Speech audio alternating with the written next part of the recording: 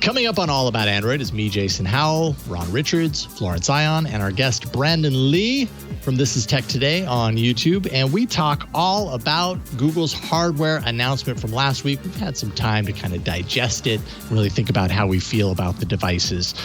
Flo also happens to have the Chromecast with Google Home and the Nest Audio. Actually, Brandon has the Nest Audio as well. So we talk about that, kind of show it off a little bit. ASUS unveiled the ROG Phone 3. The Daydream is officially dead. Your email and more next on All About Android. All About Android is brought to you from LastPass Studios. You're focused on security, but are your employees? LastPass can ensure that they are by making access and authentication seamless, whether employees are working in the office or remotely. Visit lastpass.com/twit to learn more.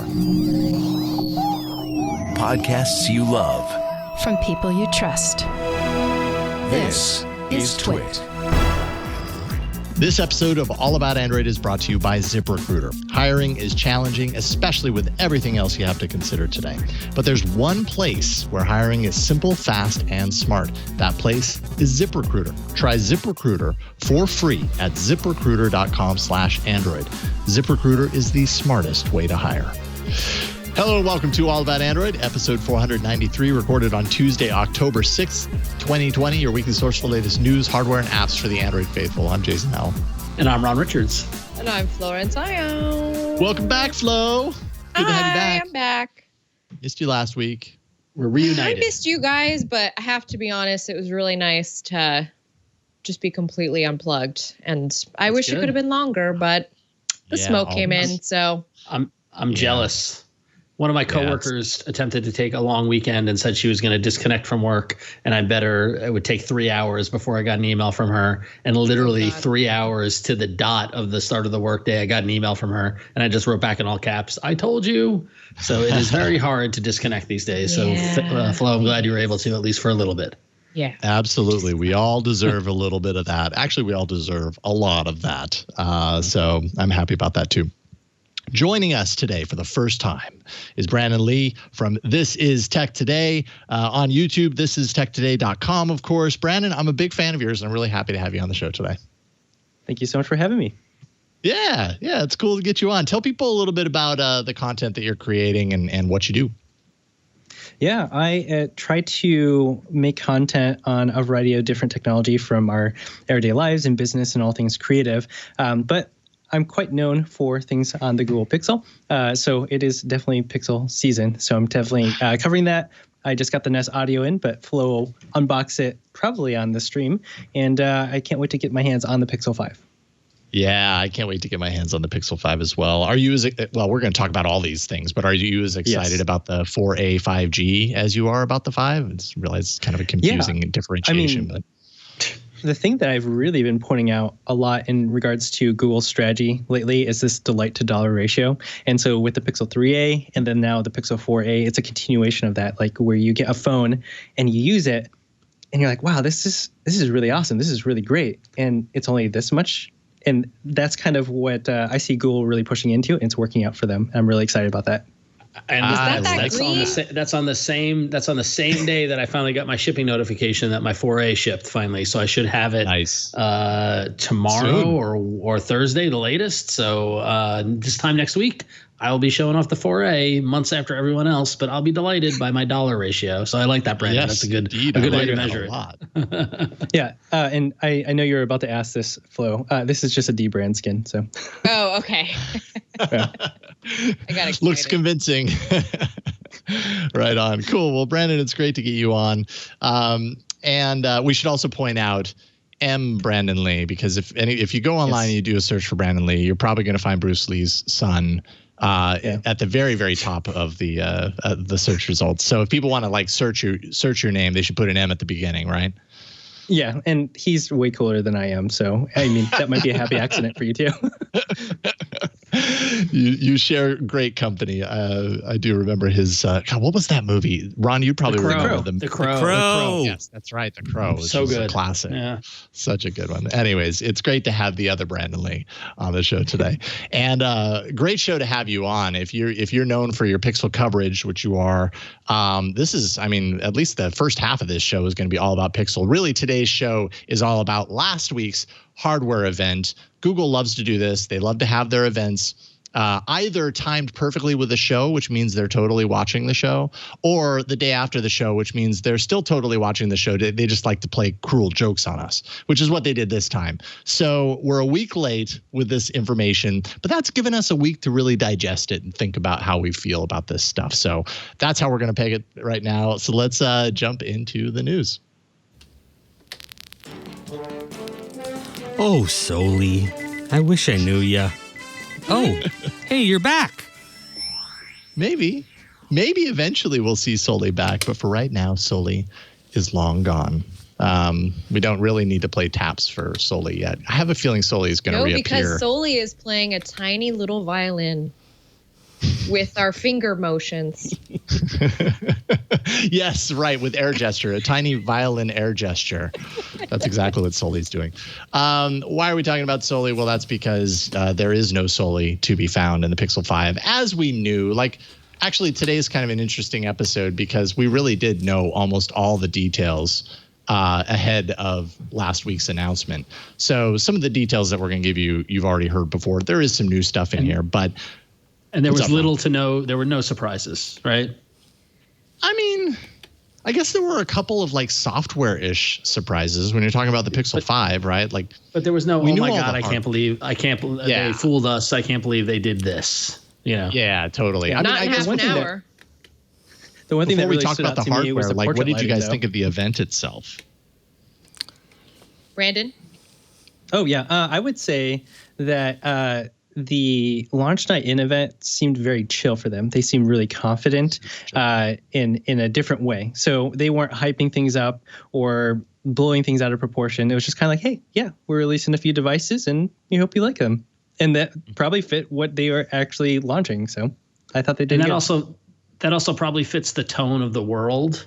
Yeah. Right. Because nobody's really, shooting off fireworks and making a big deal about things. They're just the more modest, humble, like, here's what we got approach. I think that's a good And nobody has time for more than half an hour of a soiree, like listening in to a tech event plus virtual schooling the kids.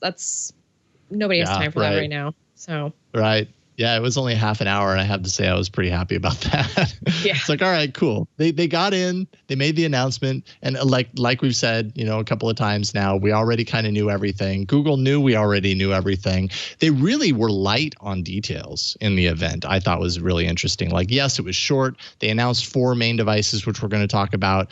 But even within the devices, they really did not go into the weeds. They're not talking about the processor that's inside the Pixel 5. They're talking more about like Pixel phones from a lifestyle perspective and kind of, being happy with the photo performance and the kind of little delights that you get with some of the software enhancements and stuff. But it was very light on those specific details. The Pixel 5, of course, was I would say the more notable of the 4 devices, only because it's the next Pixel. And, everything that we already knew. $699 is the cost for that single unit. There's not an XL size. Snapdragon 765G with 5G supporting sub-6 and millimeter wave 5G. 8 gigs of RAM, 128 gigs of storage, a 6-inch HD Plus OLED display with 90 hertz refresh rate.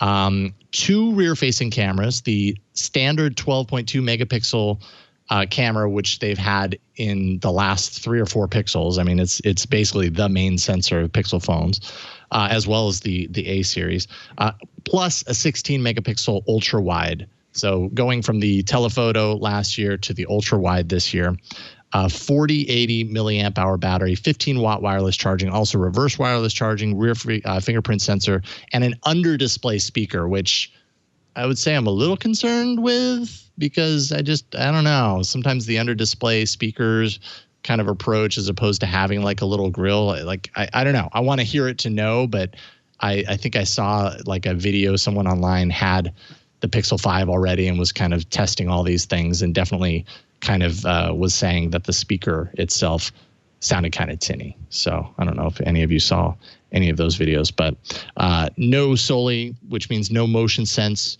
no face unlock here. It's all fingerprint sensor going forward.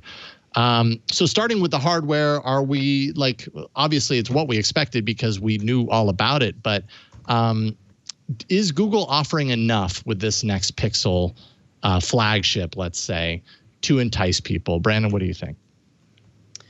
I actually think that they priced it at least $50 too much, or if not $100 too much. And I think some of you might know about the whole millimeter wave thing with Verizon. That might have a part in that. Yep. But them kind of cutting out every single thing that is not absolutely necessary is them obviously trying to get a lower price point because it's working on their A-series devices. So they're trying to bring that at least on the higher end.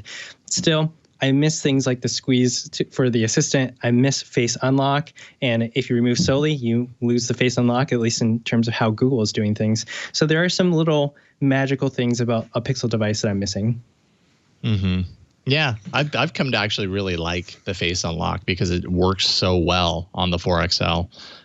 But I also like a rear-facing fingerprint sensor, which is, what a lot of other phones still have. Some of them have in display. It is kind of also nice to have that direct kind of control over when I want to unlock my phone, as opposed to I just happened to look at my phone and it unlocked, and maybe I didn't want that. Maybe I wanted to look at the lock screen content, that sort of stuff. So let's see Quite here. Timely for 2022. What's that? Yeah. Oh, Quite yeah, timely for 2020 because all the masks and everything. Very good point. That's a solid point. The face unlock on the Pixel 4 has been a little inconvenient when I'm out and about. Absolutely. Software-wise, I feel like software-wise is where we had at least some surprise. We didn't really know very much, or at least I didn't know very much going into the event about Extreme Battery Saver, which they say promises up to 48 hours. It switches off a bunch of features on the phone, even more so than it did before. Pauses most apps, slows down the processor. It's just like, if you need to stretch your battery, this is the way you do it, and you can get 2 days out of it. Audio zoom on the camera, which we've seen Samsung do this to great effect, where when you zoom in, it actually focuses the microphone away from like what's near it, and kind of, I mean, it is exactly what it sounds like. It's like an audio zoom in feature. Also cinematic pan, which kind of gives this like Steadicam feeling to it, which, I mean, Pixel camera has had kind of a steadying feature in the camera, but this feels more cinematic, and I'm not sure exactly what the difference is, but I'm interested in that. Portrait mode with night sight, and then portrait lighting, which adds like a light source around your face. So you could put, after the fact, you could put a light source here and the shadows on your face would be there to reflect it.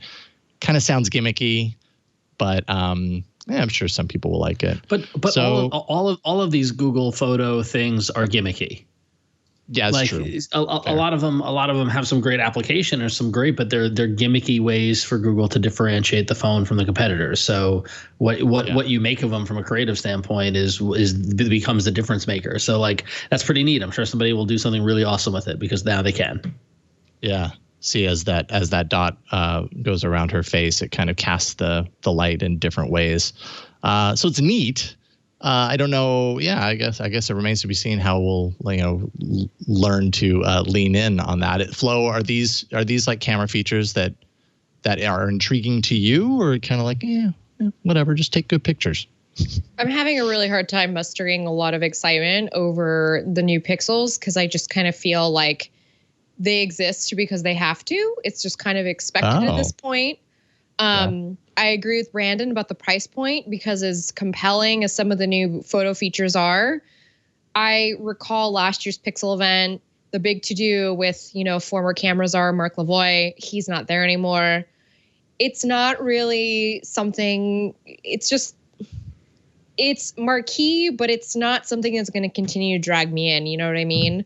And I'm really enjoying the experience I'm having with the OnePlus 8. Not even the 8 Pro, that it was kind of that's good. I'm glad you guys are doing that. That's kind of how I felt about it. Versus the Pixel 3, I definitely felt very excited about that. I think it was just, I really liked the design paradigm. I really liked just the whole ethos change that they had done. They had done a big design change to kind of like make colors match across the board. And they did that here too, which we'll talk about in a little more. But the pixels just aren't the exciting thing for me anymore from these events. It's really like everything that's hanging on the periphery. Maybe next year. Maybe next year you'll get your Soli back. Well, your Soli that you really didn't spend a lot of time with, right? Because you spent more time on the 3 than you did switching over to the 4. Yeah, I have the 4 remains in a box. It's kind of just a reference device at this point. And I was using the 3 until these OnePluses came in. And just like, you guys remember what those backs look like on the OnePlus, right? We've got like that really cool vaporwave, like pink into blue kind of thing going on in the 8. We've got, was it green? It's green on the 8 Pro, if I recall correctly. Yeah.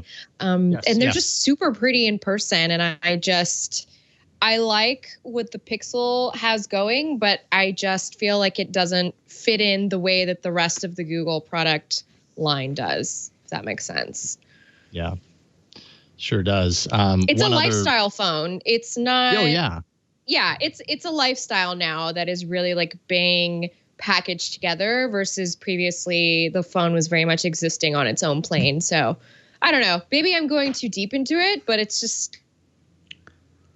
I don't think so. I think that you're confirming what my feeling was about the event itself, was that it was more an event about how Google's products fit into the lifestyle, as opposed to here's a huge upgraded phone that does everything you need. It really is more of a Mark Ronson is not using a Pixel. I'm sorry. Mark Ronson is using an iPhone. Let's be real. A lot of these people are using iPhones. So that is true. The real catch here is going to be the Assistant, which the Pixel still very much puts front and center. So Google's Mark Ronson. Okay. Sorry. Yeah, he was the DJ that was in the event. Right now. He was the guy that was like, I remixed Amy Winehouse, without even saying like, rest in peace, Amy Winehouse, without even just like referring to the fact that this was a huge tragedy that happened. We just invoke Amy Winehouse's name for this product. I was a little bothered by that. Well, of course he's using an iPhone then. Jerk. One quick thing I want to say about this before we move to the Pixel 4a XL is that the release is October 15th for all of the markets that it will release in. I don't need to list those. You can look them up, except for the US and Canada, which will be released in at the end of October, on October 30th. Interesting turn of events there. Probably, again, ties back to what you were talking about, Brandon, as far as like the $100 increase on the device being related to 5G and wireless bands. And there's probably some sort of like interaction there that created that. I'm sure that wasn't Google's preference to have the US and Canada, launch this device 15 days later. But we are kind of getting also a taste of our own medicine, because this happens everywhere else a lot of the time. And we are the ones to get it first. So, hey, it's our turn and it's okay. We're going to be fine. Feels like a wobbly year of phone launches. Samsung announced too many phones. Well, I also think it's funny that you have to wait for the phones, but you could have gotten the Chromecasts before the event. Yeah, because those were for sale in stores before they even announced it. So yeah, indeed. What are you gonna do? Well, Ron, you have the 4a XL. Tell us about it. Yeah, so the other phone that was related in that announcement was the oddly named or oddly numbered Pixel 4a 5G and the Pixel 4a XL model. So this is the Pixel 4a, but as you can tell, with 5G. It's $499. It's got the same processor and camera system as the Pixel 5. It's got the larger 6.2-inch OLED display, bigger than the Pixel 5. It's got the same polycarbonate design as the 4a, a headphone jack, and a 3,885 milliamp battery. What it doesn't have, or what you're sacrificing for, they showed something from Quibi on their website. Seriously? Yeah, they did. Yeah. Oh, come on. Yep. Anyway, What you're sacrificing for that lower price point is it doesn't have water resistance, 90 hertz display, or wireless charging.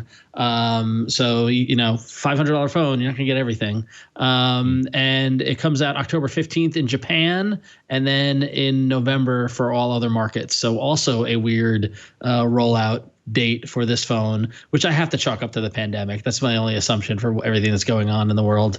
But yeah, so this is just a larger, cheaper Pixel 5, but called Pixel 4a, right?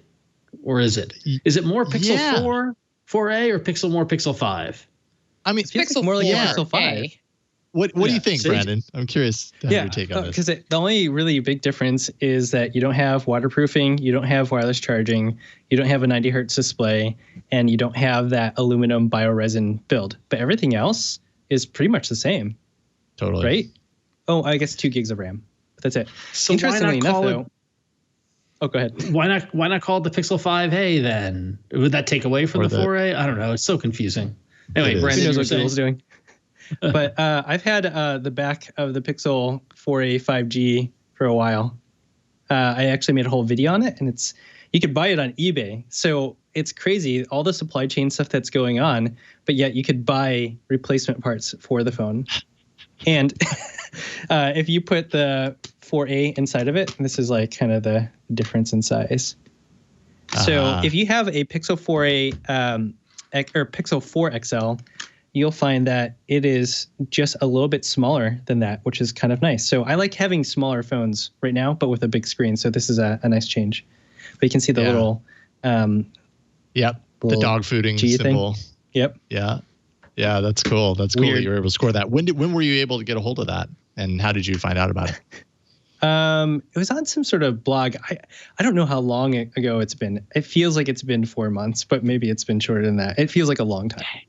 Yeah, long enough to just be absolute proof that like Google's strength is not buttoning up these things to be sure that like no information gets out. They're really not good at it, and they prove that time and time again. That's probably part of the reason why the event was 30 minutes and everything was already out. Yeah, so yeah. Totally. Yeah, it is just strange. I feel like I appreciate that each of these devices exists, and I think as a family of devices, they really do each kind of hit a very different price point that's appealing. If you're in either of those price points, what you get is enough, I think, to kind of justify that price point. Maybe the 5 is a little more expensive than it really needs to be at the end of the day. I totally agree. It could be, based on what you're getting there, you could be $50 to $100 cheaper. So they kind of all fit as a family. The only thing that makes it not feel like a family is the fact that they're named completely differently from each other. Like if these were all 3 released at a single event and it was like Pixel 5 XL, Pixel 5, and Pixel 5 Lite, although, companies don't like to do Lite anymore because it denotes like insignificant by comparison or whatever. But if they did it that way, that would make more sense. I don't know how much it would really matter in the marketplace, but it would be a little less confusing. And I think that there's some confusion here for me. Whether that's really going to matter, though, I guess is the ultimate thing. I've seen a lot of people that look at these devices and go, really, the phone to get is the 4a XL. It's like the best kind of combination of things, and what it leaves out is okay, considering the fact that you're only spending $500 for this device and you're going to get a device that's going to last a long time. So I don't know. I'd be curious to see how these things perform. Flo, if you had to pick one of these to be your phone for the next 3 years, which one would you pick? Probably the 4A with 5G, just because I want the features that would come with the 5. Mm-hmm. But I don't necessarily want the price tag.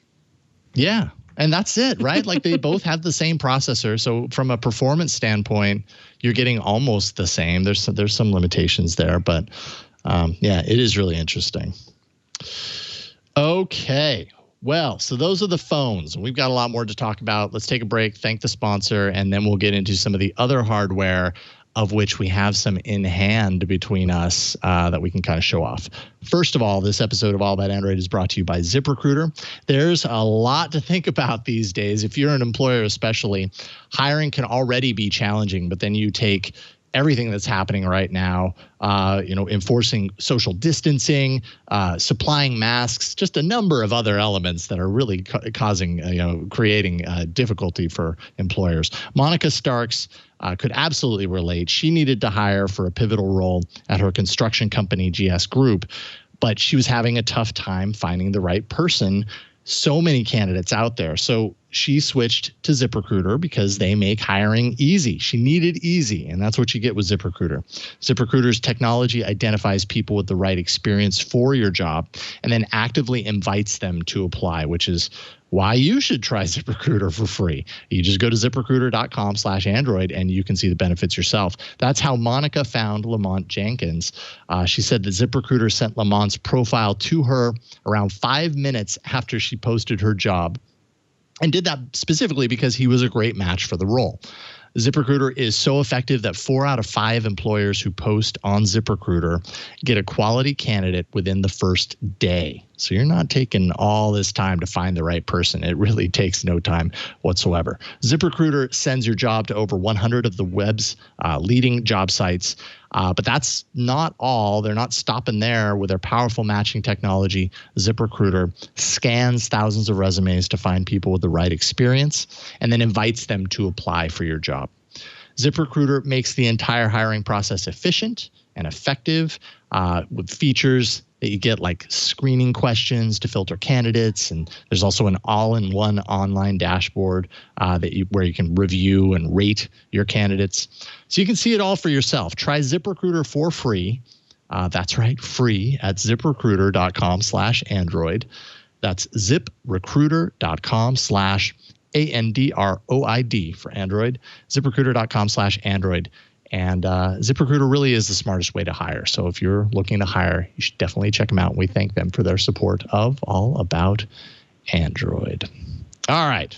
Don't need to play any bumpers. We're just tearing on through today. It's all good. Flo, you have the Chromecast with Google TV as your story. We do. I do. Because you have one. I do. Sorry, I was adjusting the light. So yeah, before we get into it though, before we get into all the specs and everything, I want to just like jump right into show and tell. So this is the Google TV with Chromecast. It is the brand new dongle that you can get with Google TV. Now, I got mine in white, but it's available in a pinkish color. I unfortunately forgot to fill that out in my notes. Oh, no, excuse me. This is snow. It also comes in sunrise and sky. Sunrise is the pinky color and sky is the bluish color. So now you might be wondering why you'd want something that's color coordinated when it's installed on the back of TV via HDMI, as we see here. Well, for what it's worth, I think if aesthetics really matter to you, you probably will want to choose a color that you like. And you can see the dongle hanging out unless you have a giant TV to cover it. So I have mine installed. This usually goes into a 32-inch TV in the family room. And since my main living room TV already has the Mi Box connected to it, this is what you're seeing hanging off the back of that TV. It's very obviously there. Now, I have seen some folks post about adding a USB-C hub to it to kind of add functionality because it connects to the power via USB-C, but it looks funny. So I don't know. It's really up to you if you want to do that. And I don't know if this is the kind of device that you want to do this with. I feel like that's better set up for the set-top boxes, the Mi Box or the NVIDIA Shield. Now, a couple of quick specs on this. This is $50 for this package. It's the dongle and the remote. It has 4K HDR support, Dolby Vision, Atmos support, 8 gigs of internal storage. It does not have Stadia support, which is a major point of contention right now, and not until mid-2021 will that happen. And if you do want that Ethernet connection, again, you can get that aforementioned little USB-C dongle that I mentioned, or try and fashion your own via Amazon, as we have seen people do across. I want to talk a little more about the remote for this. So this is the remote right here, and if you think it looks really familiar, that's because it is very familiar. Now, this I think was the most exciting part of this product for a lot of folks. It has, I'm just going to go through the buttons real quick. For those of us who are just listening into the audio feed, we've got this massive navigational button right here. The middle button is okay. The circle button around it, those are the right, left, up, down buttons. We've got a back button, an assistant button, which calls up the assistant, a home, a mute, a Netflix button, and a YouTube button, which can be switched back and forth between YouTube and YouTube TV, depending on what you like. The power button down here, it turns off the Chromecast, and it's supposed to turn off your TV, but my IR, as you can see the little IR up here, it's wonky with this, and I can't get it to work past the volume rocker, which I will get into a second. So one other little thing is this last little button right here. This is an input button. Oh, good job focusing, camera. This is an input button, and this will let you switch between Google TV or just plain Chromecast mode if you just want to do it that way. Okay, so the volume rocker. Again, this looks very familiar. So this design really feels like a throwback to Daydream VR. And yeah, I know it kind of feels like, well, it's just part of Google's design paradigm. It's really friendly. It's round. It's this capsule shape. It's super cute. But to me, a longtime Google user, it just kind of feels like a way to recycle manufacturing IP. And I know that's a little harsh, but there's something about this side button for the volume that is just not working for me. I've had to teach every person, which haven't been a lot of people because, again, we're sheltering in place. But I've had to teach the few people who have used this remote where the volume is because it's just not programmed in us. I would love to have a volume button, honestly, just right here on the top, just right on the plain flat of the remote, the way every other TV remote has been for the past, 60 years? It's just such a different thing. I do want to talk about the interface a bit. But before I do that, do you guys mind if I switch my camera real quick? Go ahead and switch. It's all good. So while you switch, I will just agree that the placement of that volume rocker does not make a whole lot of sense to me. Like, it seems like it's like they're maybe trying to be a little bit sleeker and smarter than they really needed to be on there. And it also really seems kind of small. Like, it almost seems like it might be kind of difficult to register, but I don't know, like the buttons are a little flat, but hard to say when I don't have it in my hands like you do, Flo. Yeah, well, my daughter likes to suck on it, so it's the right keep the remote away from your daughter for a teething baby. But okay, I want to talk about the interface for a bit, and I do apologize, I don't have any like interface screenshots. It's really hard to do that without a capture card, and right now I'm really missing being in the studio because I would be able to give you a more adequate demo. But I know there's a lot of folks listening in on audio, so I'm going to try and keep this, as succinct as I can. What you are getting with the new Google TV, it's very similar to Android TV as it stands now, but a much harder emphasis on specific content and content specifically that is catered to you. So for instance, rather than separating out content by app, as you would have seen in the original Android TV interface, Google TV separates them by genre. So for me, for instance, you can imagine there's like 3 different rows of reality TV, one of which is categorized as romance television. I don't know. I mean, yeah, romance happens. A lot of them end up in divorce on reality TV, but that's neither here nor there. So, there are a couple of rows in between those suggestions that will show you like app specific suggestions, like here's what's trending in Google Play, or here's what's trending on Netflix. And that's great because it kind of helps you like figure out what to watch without actually jumping into the app and scrolling around, figuring it out. I also really like there's a really quick launch of whatever I was watching recently. Android TV does have that, but there's just something, the placement is just, it's a lot more up top. It's, I don't know. I found it to be a lot better at suggesting it to me because it wasn't just suggesting stuff I had half watched, if that made sense. So in conversation with Google, I learned that there is actually some editorializing with the Google TV interface that happens behind the scenes. I'm trying to figure out what that refers to specifically, but I can say for the most part, you're going to get a very like Netflix, Disney Plus type of curated experience where you're just going to see like what's trending with people. And this kind of helps Google TV to feel a little more thematic and a little less chaotic than I think it is now in the current Android TV implementation. So it's nice it does feel a little more structured. It just feels that way, which I wholeheartedly appreciate. There are a couple things I'm still learning about Google TV. I'm trying to learn how to get the algorithm to stop suggesting I watch cable news on YouTube TV, even though I have hid them in the app. So I just don't want it. I don't want it when I log in. That's not why I'm going into. I'm going to escape when I watch television, not dive into it. I'm also trying to learn how to use the watch list, just kind of what the long-term benefit of it is besides, it will pin shows and movies to your account. So you're going to have more of a hook into whatever you're watching, whatever you're consuming. And it's very similar to the watch list that you would have had on Play Movies TV beforehand, just in the app. But I'm just trying to figure out, I feel like it's going to take a little bit for me to really understand how this is playing in with other apps, with other suggestions. I really like that some apps let you log in from the phone without having to actually log in on Google TV. So for instance, I share a Netflix account with my best friend. I don't know her password off the top of my head.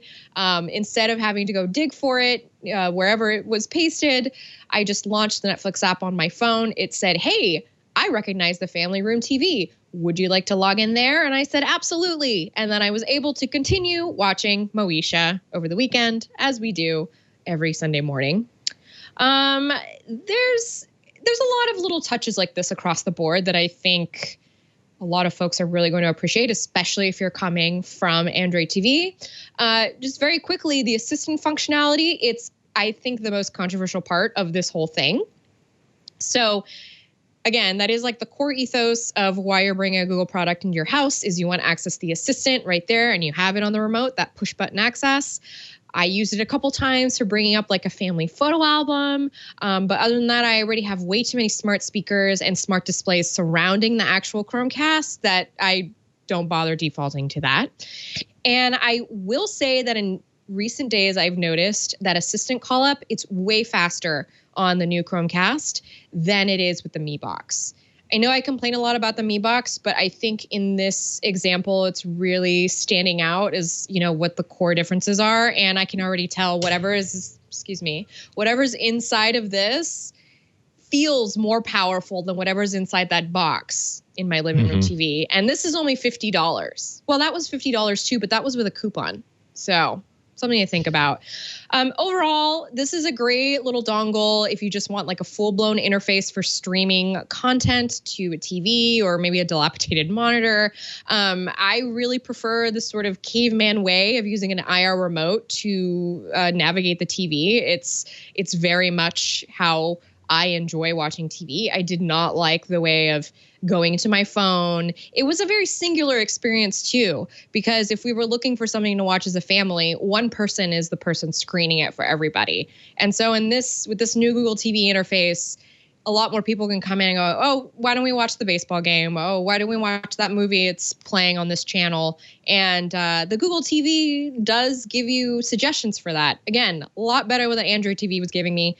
I do think, though, that the real test for this is going to be what it's like on the NVIDIA Shield, what it's like on some of the older devices that people are going to go hold on to. But for now, I think this is a great way that Google is going to compete directly with the Apple TVs and Rokus. So $50, Chromecast with Google TV. I feel like the punctuation to that is finally. Yeah. Yeah. Chromecast has been the thing that we've wanted it to compete with Roku and stuff like that. It's taken how many years for them to finally step up to it? Yep. I agree. A little too long, especially with the implementation of the remote, which we saw a lot of other set-top boxes for the same price already had. So. Yeah, one thing that's really interesting about the new Chromecast with Google TV, what a name, is that whole Stadia support thing. So, if you want to jump into Stadia right now, does it make a lot of sense? There's a lot of confusing things going on with that. The Ethernet situation, there's actually an Ethernet adapter for Chromecast with Google TV. If you Google that exactly, it'll show up on their store. It's a pre-order for $20, and it launches at the end of the month. So you can get that Ethernet support, which is crucial for Stadia, but you don't have Stadia on the device officially until the first half of 2021. But you can technically sideload it, but that's not really a practical thing for the majority of people. So it kind of stinks. So you're left with the Chromecast Ultra that only exists purely for Stadia support because you can only buy it within that Premier Edition package now.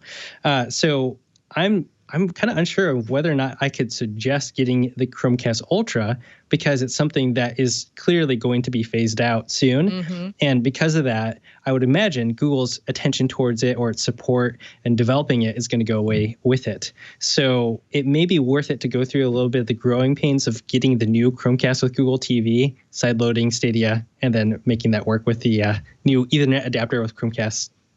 Yeah.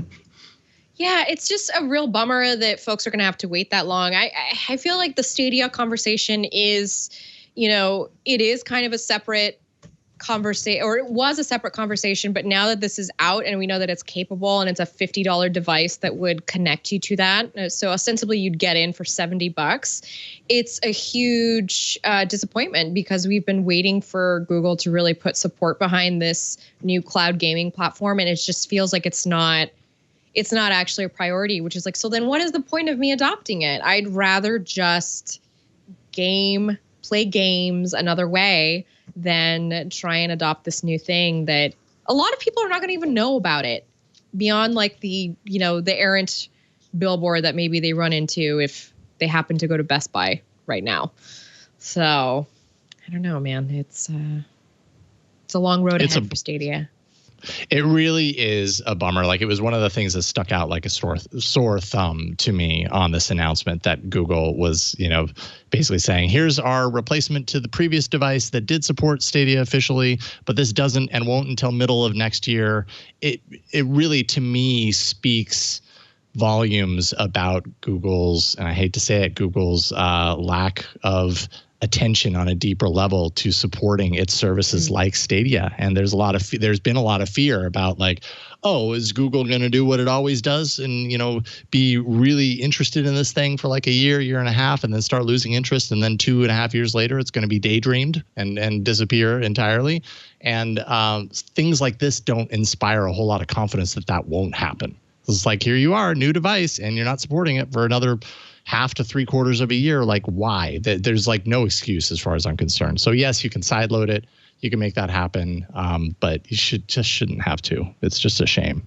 Yeah, our audience will be fine doing that, but it's just sure. Our audience's family members are going to be like, what? Yeah. Just give me a controller. Totally. In which you will give them a Nintendo Switch controller because those have been selling like hotcakes even before the pandemic happened. So yes, fair enough. Finally, we have the Nest Audio, which I know you have it. Why don't you? Can you put on like the shot of the device, or is it still in a box? It's still in a box. I was going to unbox it if you guys had the wherewithal for that. Yes. So switch the camera over and I'll kind of right now at least give a little bit of the details. So the Nest Audio is the official follow-up to the original Google Home, the one that came out like 3-4 years ago or whatever, the little cylinder thing that looks like an air freshener. Strangely, that particular mid-range device, as it's come to be, with the Nest Hub Max or whatever, I lose track of the names. Anyways, the larger one is like the premium one. This is like the middle range territory. So this is $99, $99.99. And it is the first revision of that mid-range Google Home in 4 years. It has an internal housing made from partially recycled aluminum and magnesium, which, if I'm not mistaken, is the same with the Chromecast with Google TV. So love seeing Google kind of spend some time and attention on using recycled materials. The outside is, of course, a fabric casing, which we've talked about before, how it makes it, you probably want to be sure you're putting it in the right place, that fabric isn't going to get dirty or whatever. It has 3 capacitive touch zones on the top, a 3-inch woofer inside, That's up from the original 2-inch woofer that was on the first one. And on the first one, it was just a single driver. It was that 2-inch speaker. Here you have the 3-inch woofer, and you have a 3/4-inch tweeter. So from what I've read from some reviews and everything, these sound really good. 3 mics, that's up from 2 microphones on the previous version, and then of course a physical mute switch. And so I'm curious. Really, at the end of the day, I'll be really curious to hear what this sounds like, because it really does sound like it should be a nice step up from the original. And there we have it. Ooh, I got this blue one. Now I gotta say, like, look at this. I'm going to run across the room really quick. Hold on. I'm going to get something. We'll just go ahead and look at this while you run across. Now, Brandon, you had mentioned that did you get one of these as well? Have you had any time to play around with it? It was just delivered maybe an hour and a half ago. So right before the show. I'm going to film it, though, when I unbox it. Yes, of course. I'm actually a professional audio engineer, so some of my audience knows about that. So I'm really interested in it. I tested out the Google Home Max to see what all the little tricks they had in there for that ambient aware thing. Couldn't find a difference in that. There are some things I'm a little bit reserved on in terms of the Nest Audio, but I hope that it is a decent upgrade from the original one, and it can kind of replace the option that Sonos offers, because $100 is really good if it can fill in that gap and have the Google Assistant.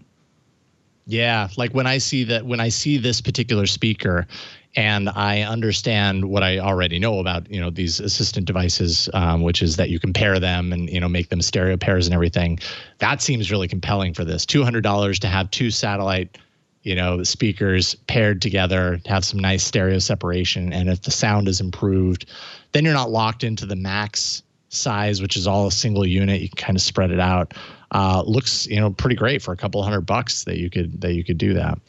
And they'll actually give you $20 off for every 2 that you buy on the Google Store. So yeah, so it's kind of neat. They're encouraging that whole pairing of everything. And one thing that you'll probably notice is that they left behind this whole 360 audio thing, because most people are not just placing their speaker in the center of a room. They're putting it up against like a wall. So they're making it directional, which makes so much sense. Yeah. Well, I also wondered with that other form factor if that's helpful in the sense that the sound would be it would be coming out of the room, but it would also kind of be ricocheting off the wall to come out. Like depending on where you get it, maybe you'd get some extra lift out of that. But I wasn't certain if that was the case. But yeah, I think it makes way more sense if you're putting it up against the wall to just project it out in the room the way that they're doing. Flo, are you back in the seat? Back in the saddle? Yeah, I'm back in the seat. So I did want to make a clarification. This has ambient IQ in it, or ambient EQ. I'm reading my notes. This is the same thing that was in the 2nd gen Nest Mini. Now here's the Nest Mini. If you just want to very quick little size comparison. This is not very big. I know it looks like it, but it's actually not very big. These 2 things, so they both use ambient EQ. The Google Home Max does not use ambient EQ, but it is still, Google says, its best sounding speaker, primarily because of the hardware inside, which is 2 woofers, 2 tweeters. It's just generally, that's why it produces a louder sound. But this thing can get pretty loud too. So gosh, what is it that they said that they put inside? What is it that they said they put inside of the stereo so that people thinks it sounds nice?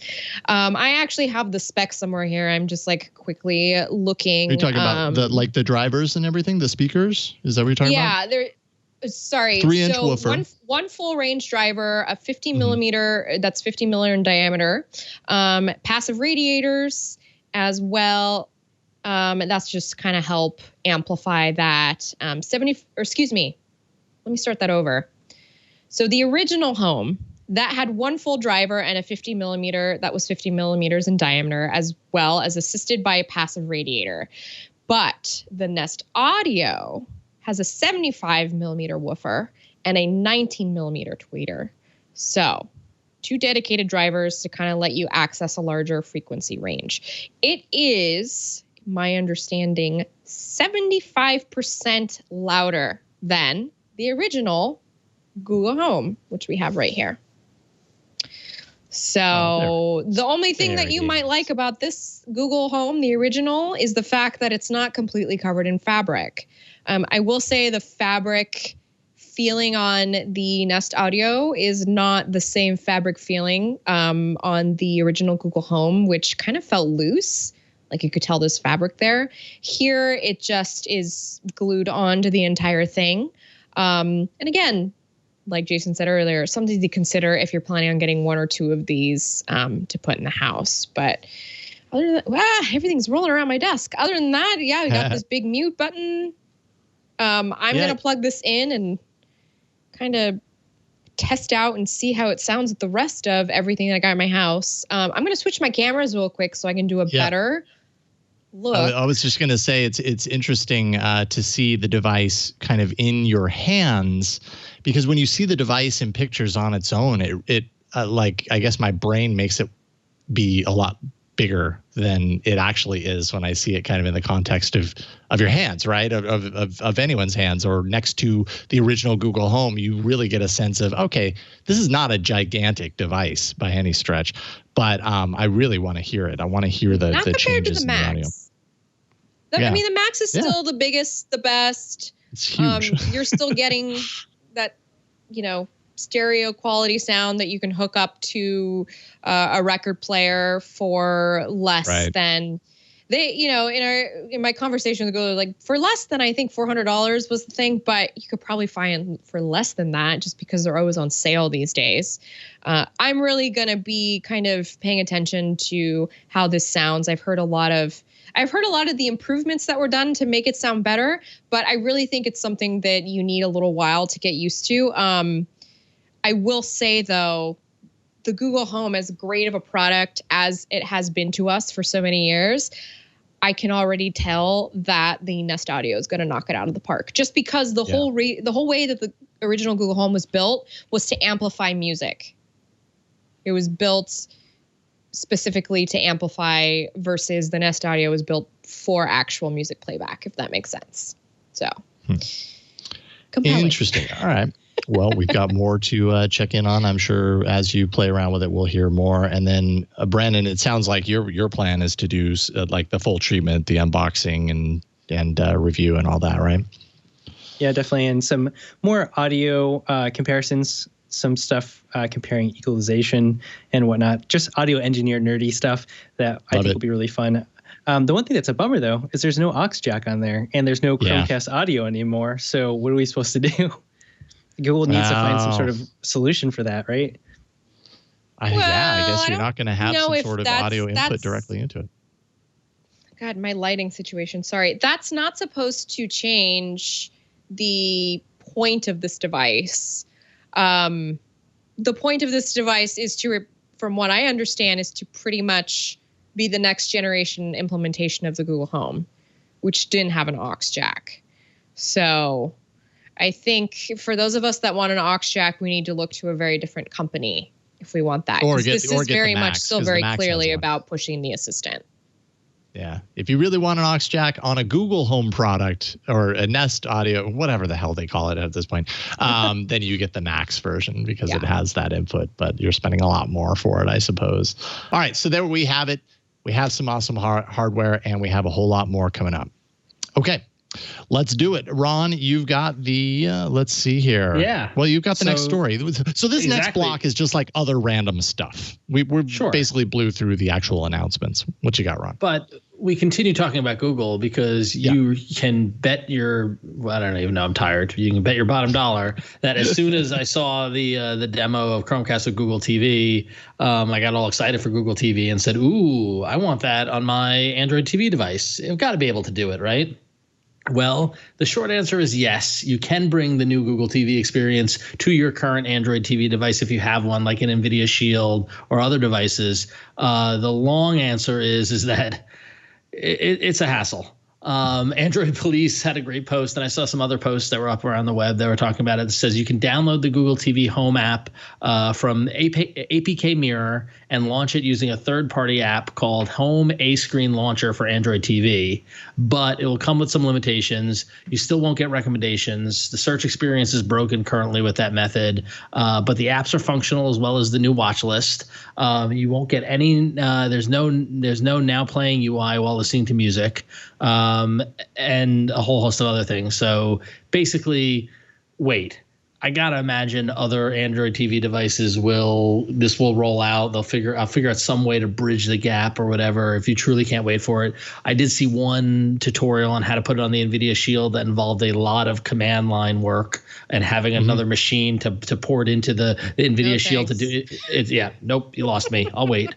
So, or it's just $50, get a Chromecast, and yeah, right. You know, it's just $50. Like, at that point, Lord knows we all have probably enough TVs. You could put that old Android TV device on another TV downstairs or something like that in the basement or whatnot. But if you're looking for a project to do one weekend, if you're bored, here you go. So you can just Google install Google TV on old Android TV and you'll find it. So yeah, and I should also clarify because I did these notes earlier today. And then a little bit later, I came across another article by Android Police that was posted a couple of days later. I meant to put the note in here. Turns out you can do this and have a fully operational Google TV now. There is a way to do it. It still involves, using terminal. I actually just messed around with it for a couple of hours leading up to the show. So I was able to do it. I brought Google TV to my NVIDIA Shield and everything seemed to be working with that method. If you're used to ADB commands, it's not the end of the world. It's not that difficult, but I mean, for the majority of people, they're never going to do this. But still, it gave me a chance to play around with the Google TV interface and see it and enjoy it. Makes me curious on like a side note, if Brandon, if you have ever in your history with Android devices spent much time like on the hacky side of things, like ADBing commands, getting in there, or maybe even rooting and ROMing your devices, or has that ever appealed to you? Yeah, I've done that a little bit, especially with new updates to Android, but I'm admittedly not the kind of person that really understands a ton with coding and getting into everything. I really like taking the perspective of the everyday consumer if I can. And so, yeah, when you were explaining all the different things you can do to get Android TV or Google TV, I'm mixing them up, Google TV onto something else, and you realize I could just spend $50, I'm like, yeah, I'd rather save my time and do that. So I like taking the less of a, dare I say, nerdy approach to things. Yep. Dare you say it? It's cool. Our network is basically filled with people who enjoy taking the nerdy approach. And I'm thankful for all of you. Yeah, that's the thing. If you're looking for, like I said, if you're looking for a project, if you're looking for something fun to do and like something to try, totally go for it. I don't have that luxury of time anymore, so I would rather just spend the $50 and get the interface. So completely fair. Yeah, I'll just say that this week's Hands on Android will be doing this. So that's the project that I've given myself. Once I realized I could do it, I was like, okay, well then I'm going to do that. I'm going to show everybody how to do it. So twit.tv/HOA on Thursday it'll publish, and you can see how it is and see if you want to go through the trouble of bringing Google TV to your NVIDIA Shield TV like I did. All right, Flo, you got the next one. I do have the next one. This one is a departure from all the googly things we were talking about. In fact, we're going back to Android with the latest gaming phone from ASUS, the ROG Phone 3, also known as the Republic of Gamers Phone 3. So just a couple specs on this one. Snapdragon 865 Plus processor on the inside powering it up. A 6.59 OLED HDR display with a 144 hertz refresh. Dang. 512 gigabytes of storage. That's a lot. 6,000 milliamp battery. That's a lot. Pressure sensitive air trigger ultrasonic sensors as shoulder buttons. That's also a lot. Yeah, you can sense a theme with this. You can create gameplay macros that fire off when you shake the phone. Wow, you don't even need a computer to do that. Or I should say a keyboard with macro controls. It's going to be actually only $1,000 for the one with 12 gigs of RAM and 1,100 for the one with 16 gigs of RAM. That's actually just off the top of my head. I can already say it sounds somewhat more affordable than what Samsung is springing over and a little more capable. Wow. Someone 16 gigs me? of RAM. 16 gigs of RAM. Is this the first Android device? I feel like it's the first Android device that I've heard that's reached that point. Right? Like the S20 Ultra did that get up to 16 gigs of RAM? 16 gigs of RAM. Let me Google that for you. I'm Googling right now and trying to scan through, but Xiaomi Black Shark. Yeah, the Xiaomi Black Shark. The Nubia Red Magic 5S in China. Okay, so there have been a few. The Samsung Galaxy S20 Ultra, the global edition, has 16 gigs of RAM. Oh, the global edition. Okay. Mm-hmm. All right. Actually, no, excuse me. Also, the American edition. That one is $12.50 USD. And so it's about 150 less than the 16 gig version of that ASUS ROG 3 phone. So it's interesting pricing, I will say. Yeah. Anything over $1,000 is expensive when you're talking about handsets these days, but still, this is like top of the line. But 6,000 milliamp battery, 512 gigs of storage.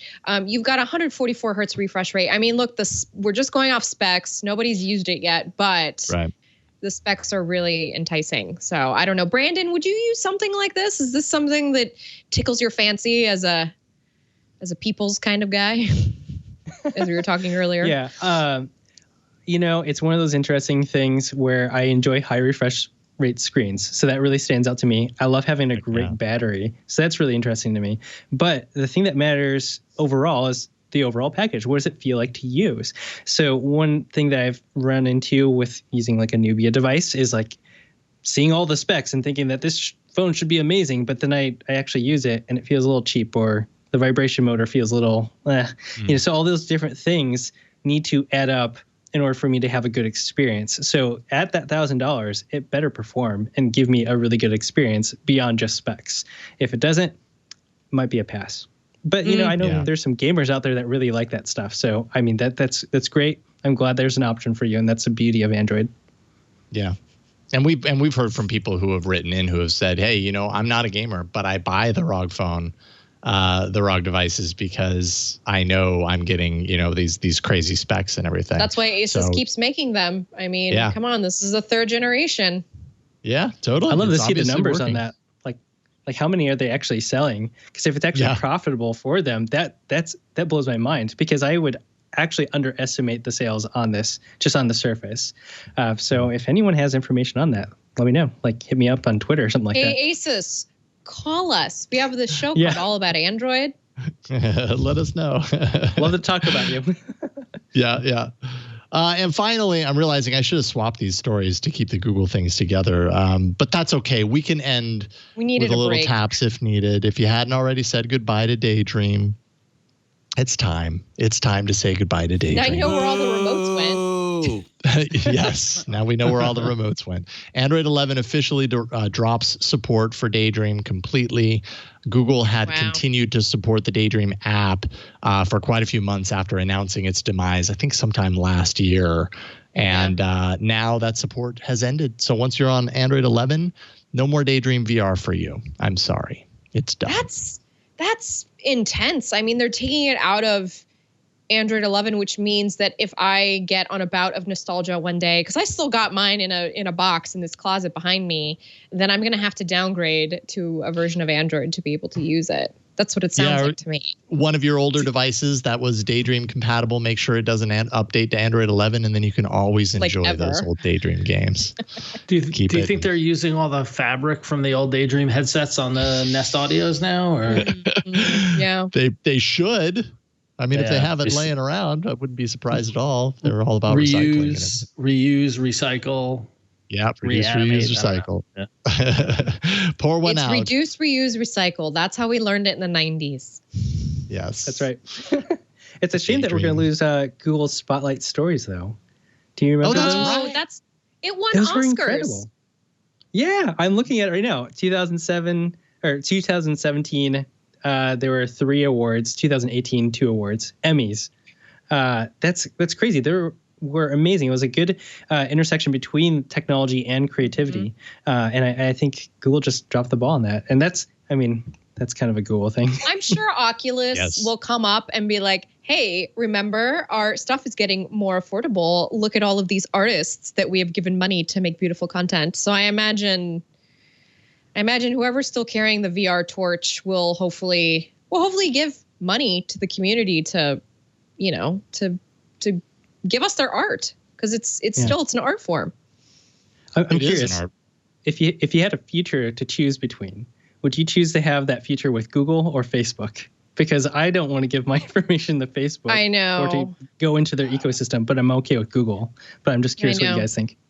I mean, samesies, but at the same time, Oculus is the one doing it where it works. You know what I mean? So I would say I completely agree. I have an Oculus Quest. I have the new Quest coming at some point. I do not have a Facebook account. I haven't had a Facebook account for a few years now. I just kind of got icked out by the social network. And I realized there's no way for me to use the new Oculus Quest without having a Facebook account. And it sucks to be in that position. I don't want to just create a Facebook account and get back into that. But at the same time, I love VR and I love what Oculus has done with the Quest. And they've made an amazing VR system. So yeah, I would much prefer it be a Google thing, but Google just has a hard time. Google's like a little cat and there's a laser pointer in the room and it's just chasing the laser pointer. That's like Google with hardware efforts, and VR is no different. And they just can't hold themselves to it for whatever reason. And that's a bummer, but that's just the way Google is. So anywho. All right, let's take a break and, take a break from the news stories and check out some emails from people. AAA@twit.tv or 347-SHOW-AAA. Flo, you've got the first email. We've got the first email coming from one of my favorite places on Earth, New Zealand. So, breaking news, Google's RCS appears to be rolling out in NZ, or NZ, I think is how it's pronounced in some other places. Woke up this morning to multiple messages from friends around New Zealand asking, what is this new feature in messages? A couple of weeks ago, I got RCS enabled on my phone, a Pixel 4. And I quickly discovered the only thing worse than not having RCS is being the only person that has it. Womp, womp, womp. But today, multiple friends got it. Some people with Pixel phones. Thank you, Burke. One with a Nokia, a mixture of Android 9, 10, and 11, most without the beta of messages, so it looks like it is here. Let's just hope Google doesn't take this away again. Rob. Thanks, Rob. And I hope so, too, Google doesn't take it away again, because it is nice to see when someone just leaves you on read receipt. Yeah, it is nice to have those chat features. The more I experience them and the more, like Rob says, the more other people are obviously on them when I'm chatting with them, I see those extra features. The more I appreciate the fact that we actually have that. It's nice to have some of those expanded features. So I'm happy that you got it, Rob, in New Zealand. Enjoy. All right, Ron, you got the next one. All right, getting back on the Pixel bandwagon here. John writes in and says, I'm going to buy the Pixel 5, but I have questions. Although I am probably not going to root because I don't want to lose Google Pay, is the Verizon Pixel 5 bootloader locked?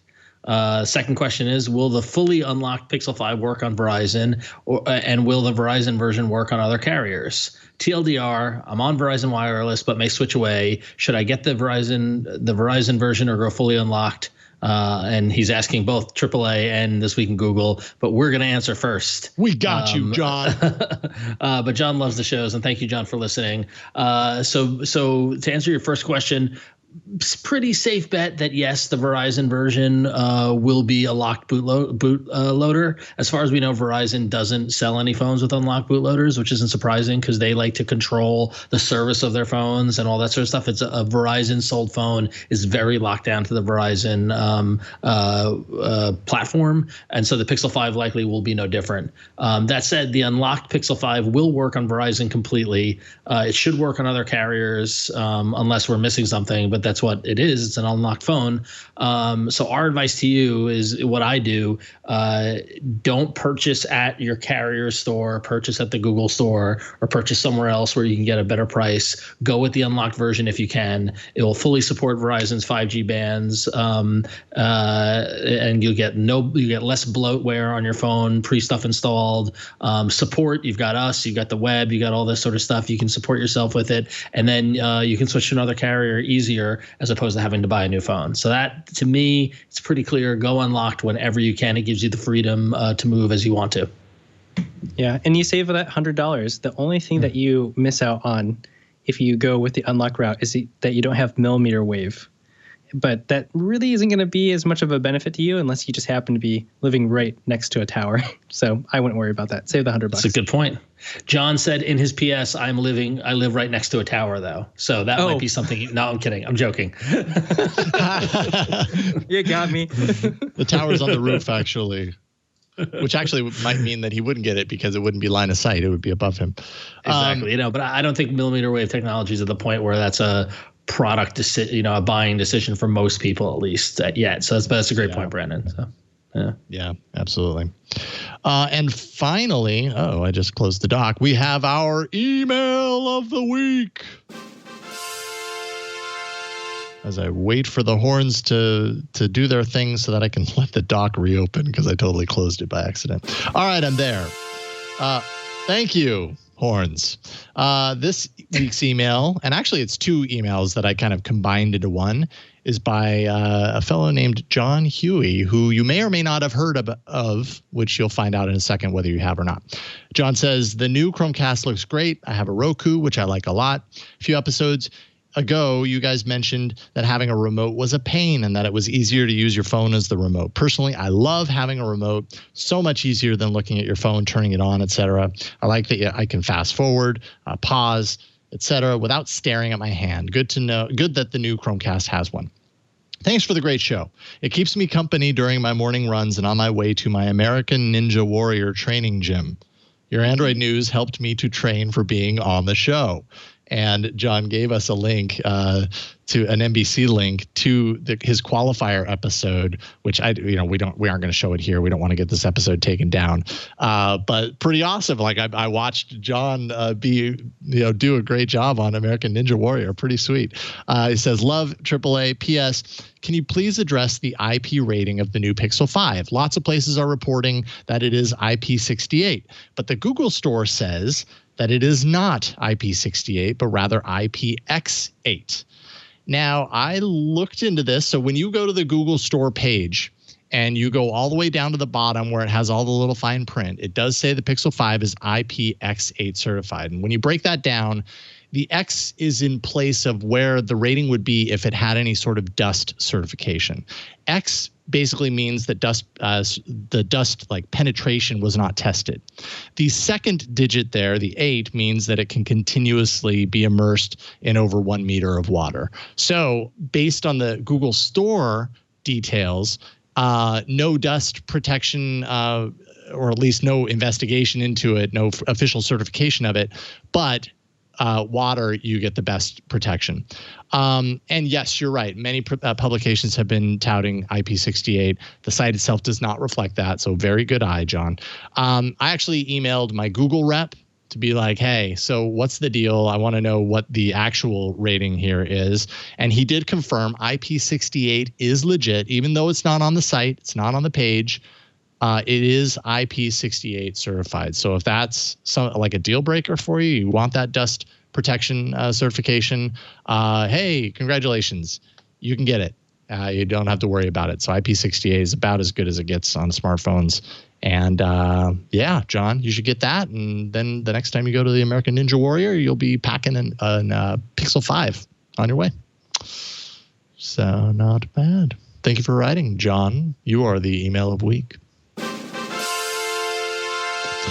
All right. I love it when people, like random people from around the world doing amazing things, like write in, oh, by the way, I was on NBC. No big deal. Yeah, that's a nice little postscript there. Yeah, good job. Yeah, you got to send me that link so I can watch that. Yes, I will. It's going to be in the show notes. So if you go to our show page, and Brandon, I'll share it directly with you. For viewers and listeners, if you go to our show page, twit.tv/AAA, and find today's episode 493, we always include a link to our show notes.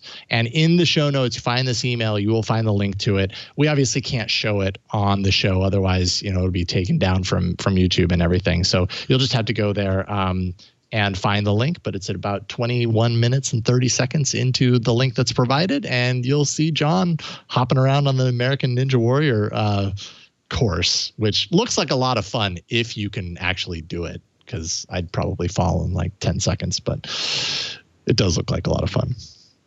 So anyways, we've reached the end of the episode, and Brandon, it's been so great having you on. Thank you so much for coming on to an important episode, especially because, there are certain like major flashpoints throughout the year that we've seen time and time again. And the fall hardware event is always a big one. So we appreciate you coming on to this episode to share your Pixel expertise. Thank you. Thanks so much for having me. So if people want to follow you online and follow your work and everything, this is your opportunity to promote it up. What are you working on? Where can people find you?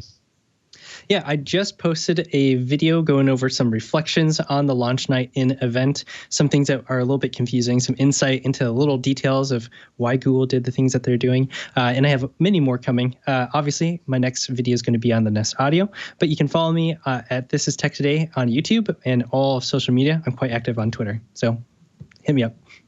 Right on. Thank you, Brandon. Yeah, and everybody should do so. Go subscribe. Excellent quality videos, and your videos always look so good. Like your shots and everything sounds and looks really good. So very tight. Thank you again, Brandon. Flo, what about you? What you got?